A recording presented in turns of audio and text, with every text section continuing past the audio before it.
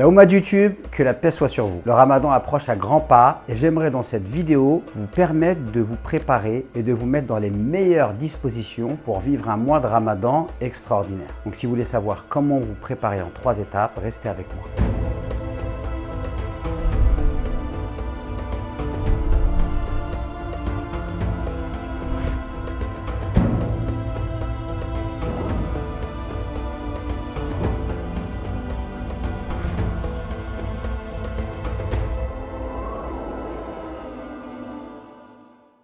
Tout d'abord, pour commencer, j'aimerais absolument qu'on pose un fondement à notre préparation psychologique pour le mois de Ramadan. La première chose en fait qu'il faut essayer de comprendre, c'est que le Ramadan n'est pas une fin en soi. Qu'est-ce que ça veut dire que le Ramadan n'est pas une fin en soi? Ça veut dire qu'en fait, tous ceux qui font du Ramadan une fin en soi sont des Ramadaniens. C'est-à-dire qu'ils se projettent uniquement dans le mois de Ramadan et ils vont faire des efforts uniquement pendant le mois de Ramadan. Mais une fois que le mois de Ramadan sera terminé, ils vont délaisser tous leurs efforts. Alors vous devez considérer non pas le Ramadan comme une fin en soi, mais le Ramadan comme un moyen de vous élever spirituellement parlant. Et l'objectif, c'est de chercher à être dans un état spirituel à la fin du Ramadan meilleur que l'état spirituel dans lequel vous étiez avant le début du mois de Ramadan. Ainsi, le mois de Ramadan est pour vous l'occasion de vous propulser spirituellement parlant. Et chaque année, vous avez l'occasion de prendre de la hauteur et de vous élever avec le mois de Ramadan.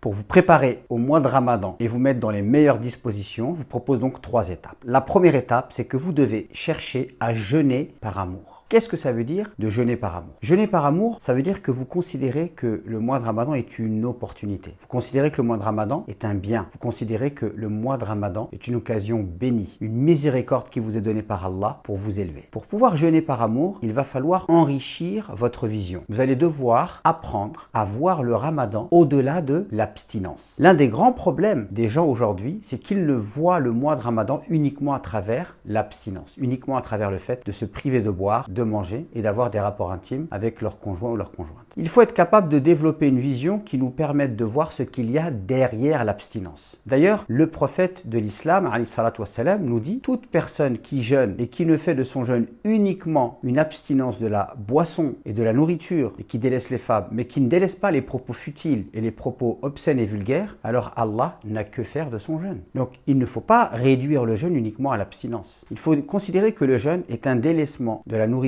du corps et des plaisirs du corps qui sont légitimes dans le but de permettre à l'âme d'aller chercher un type de nourriture. En fait, le jeûne, c'est le délaissement de choses qui sont en rapport avec le corps pour pouvoir mieux se focaliser sur l'âme et sur la nourriture de l'âme et sur les plaisirs de l'âme. Et derrière l'abstinence, il y a des choses extraordinaires telles que la maîtrise de son âme, l'apprentissage de la patience et du contrôle de ses désirs et de ses pulsions. Derrière aussi l'abstinence, il y a la possibilité de revivifier son âme et son attachement à Allah subhanahu wa ta'ala par le dhikr, par le rappel d'Allah. Derrière l'abstinence, il y a aussi la possibilité de ralentir, psychologiquement parlant, et de cultiver en soi une quiétude et une sérénité. Derrière aussi l'abstinence, il y a le fait de se rappeler que tout au long de l'année, nous jouissons de grandes choses et cela nous permet de cultiver la reconnaissance. Et je vous invite tout simplement à méditer lorsque vous avez jeûné une journée en été, un simple verre d'eau a un goût extrêmement sucré. Ce verre d'eau à ce moment-là, il est exceptionnel. Par le jeûne, on a la capacité à réactiver en nous la reconnaissance des bienfaits divins. Donc derrière l'abstinence, il y a plein de choses merveilleuses et jeûner par amour, c'est être capable de voir ce qu'il y a derrière l'abstinence. Deuxième étape, si vous voulez vous préparer pour le jeûne, après avoir compris qu'il fallait jeûner par amour et après avoir enrichi votre vision du jeûne pour sortir de la vision qui se cantonne uniquement à l'abstinence et aux interdits, vous devez faire un examen de conscience. Avant de jeûner, faites votre examen de conscience. Remettez-vous en question. Pour vous remettre en question, d'abord il faut le faire vis-à-vis de votre relation avec Allah. Et quand on veut se remettre en question dans sa relation avec Allah, il y a 2 prismes. Le prisme des obligations. Est-ce que vous respectez les obligations divines? Vous respectez les obligations qu'Allah vous a imposées? Par exemple, il y a une obligation spirituelle qui est d'agir avec sincérité. Dieu sait que si on se remet en cause dans sa sincérité, c'est pas évident. L'occasion du Ramadan, c'est de pouvoir revivifier sa sincérité. Parce que lorsque vous êtes en été chez vous, qu'il fait extrêmement chaud et que vous savez que dans le frigo, l'eau, il y a une citronnade toute fraîche qui vous attend. Qu'est-ce qui vous empêche, si vous êtes seul chez vous, d'aller boire cette citronnade? C'est le fait que Allah vous regarde. Par le jeûne, on est en train de s'introduire au degré le plus bas de la sincérité. On est en train de revivifier la foi qu'il y a dans notre cœur. Et ça, c'est formidable. Pour vous remettre en question dans votre relation avec Allah, il y a aussi, par rapport aux obligations, l'obligation des 5 prières. Et ça, c'est extrêmement important de se poser la question de savoir avant le mois de Ramadan, on en est où par rapport aux 5 prières. Également, dans ma remise en question, il y a tout ce qui relève de l'aspect des interdits. Dieu nous a imposé des interdits religieux. Et c'est important de se poser la question de savoir est-ce que moi, je ne suis pas enraciné dans un interdit, auquel cas le Ramadan sera peut-être pour moi l'occasion d'en sortir. Je donne l'exemple du tabac. Beaucoup de nos frères et sœurs fument et c'est un grave péché. Et le Ramadan est l'occasion d'essayer de se sortir de ce péché. Pour vous remettre en question, il y a aussi un autre aspect, il y a la remise en question par rapport à autrui. Puisque on a tous des relations les uns avec les autres et parfois, certaines personnes qui nous entourent ont des droits sur nous. D'ailleurs, tous les êtres humains ont des droits sur nous. Est-ce qu'on assume ces droits? Est-ce que j'assume les droits que mes parents ont sur moi? Est-ce que j'assume les droits que ma famille a sur moi, que mon voisin a sur moi, que mon patron a sur moi? Donc, le mois de Ramadan, c'est la possibilité de me remettre en question dans mon relationnel et d'identifier peut-être certaines failles afin de chercher à les combler. Lorsque vous allez faire cet examen de conscience, il y a peut-être des choses qui vont sortir. À ce moment-là, c'est pas la peine de vous auto-flageller, mais la première chose que vous devez faire, c'est vous repentir. Car le repentir permet de soulager l'âme. Faire un examen de conscience, c'est pas simple puisqu'on est imparfait, on est pécheur par excellence et le repentir sincère, c'est ce qui permet à l'homme de s'apaiser.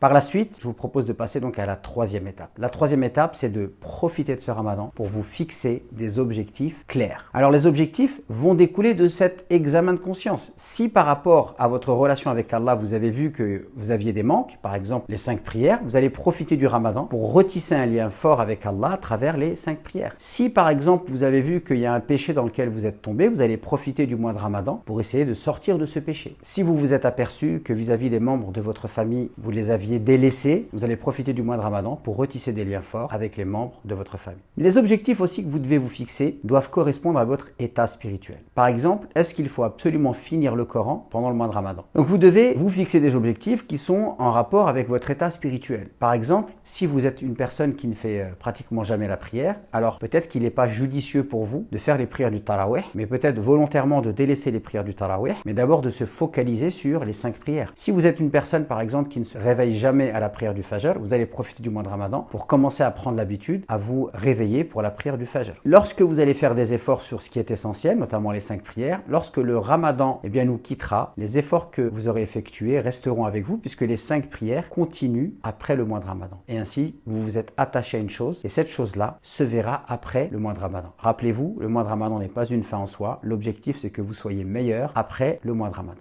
Voilà, vous avez 3 étapes maintenant qui peuvent vous permettre de vous mettre dans les meilleures dispositions pour vous préparer à passer un mois de Ramadan extraordinaire. Et je souhaite justement que ce mois de Ramadan soit un mois de miséricorde pour vous, un mois d'élévation spirituelle, un mois dans lequel vous allez pouvoir cultiver l'amour d'Allah et la quiétude dans votre fort intérieur. Si vous aussi vous avez des techniques pour vous préparer pour le mois de Ramadan et vous mettre dans les meilleures dispositions, n'hésitez surtout pas à les partager avec nous. Je vous invite à liker cette vidéo, à vous abonner et à activer la petite cloche. À très bientôt pour de nouvelles vidéos.